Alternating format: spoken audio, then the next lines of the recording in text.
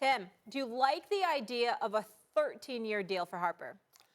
Well, it's certainly risky, but when you look at it this way, that the magic number was 325, and the only way to get there was to give him 13 years, then I guess it makes some sense. Plus, it does give Bryce Harper some security that moving forward, we'll see how he is in 10 years from now. He's going to be able to stay, in theory, in the same place. But I think most important is this thing is finally done.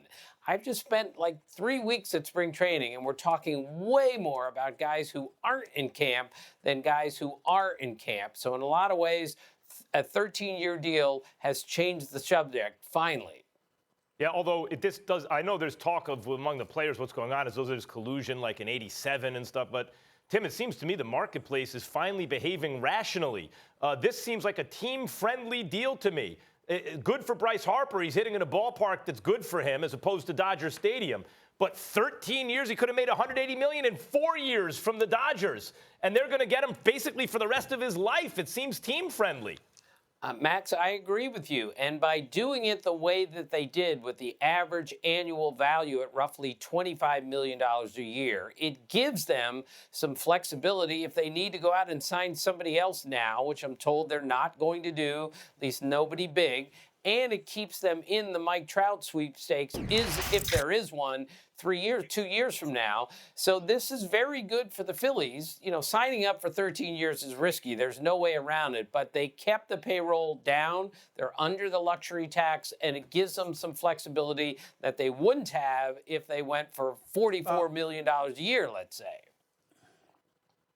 I got to admit, this is one of the rare situations where I consider it a win-win. I personally believe that the Padres were absolute fools to give Manny Machado $300 million over 10 years when you are questioning his effort, not his greatness as a player, his effort. I have no problem with the money. I got a problem with the long-term deal investing in him. And you don't have an out, but he has an out after 5 years. In the case of a Bryce Harper, it's rare because I think it's a win-win. If you go to your agent, Scott Boras, and you say, I want to be someplace long-term. I essentially want to go someplace where I can retire there. You have a no-trade clause, so they can't get rid of you, but you don't have you don't get to opt out either. You're not looking to go anywhere. They're not looking for you to go anywhere. The $25.4 million, those numbers, as exorbitant as it may sound, it's still workable because it doesn't inhibit your ability to go after a Mike Trout. You still can keep some of your starters in the mix, a couple of dudes in your rotation in the mix because you're not triggering those luxury tax dollars according to articles in the Philadelphia newspapers anyway. So I look at it from that perspective, and I'm saying to myself, excuse me, I got this dude in right field. You know, you got the 388 lifetime on-base percentage. You got the 512 slugging percentage. I'm looking at it from that perspective, and I'm like, hey, he's young enough. If he produces for 8 years, you're good. Am I wrong in thinking that, Tim Kirkjian?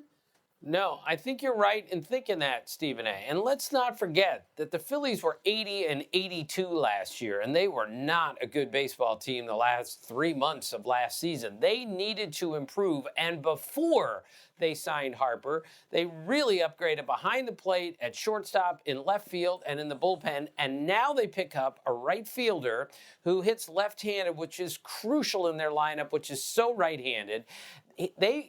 All those moves make the Phillies a team that can go to the World Series from the National League. Now, there's 6, 7, 8 other teams that have the same thought that they could do that too. But the Phillies were not a particularly good team at the end of last year, and now they are demonstrably better with Harper in the middle and all the other acquisitions they made this winter.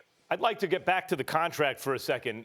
According to my math, if you turn down 4 years, $180 million, and that contract takes you till you're about 30, and you instead sign a 13-year, $330 million deal, basically what you've said is, I'm going to sign a 9-year deal at the age of 30 that's going to pay me less than $17 million a year, $150 million all in.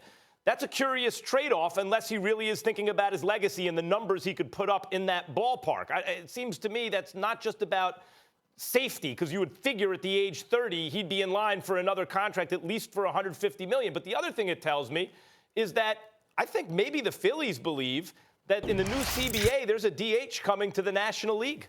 You know, why are you paying him till he's almost 40 and he's not a great defender? It's really his bat. What have you been hearing about that? Is there some kind of idea that the DH is coming to the NL? I mean, I'd rather them get rid of it in the AL than spread it to the NL. Right. I would rather it go away also, Max. But logically, it's going to be in the National League.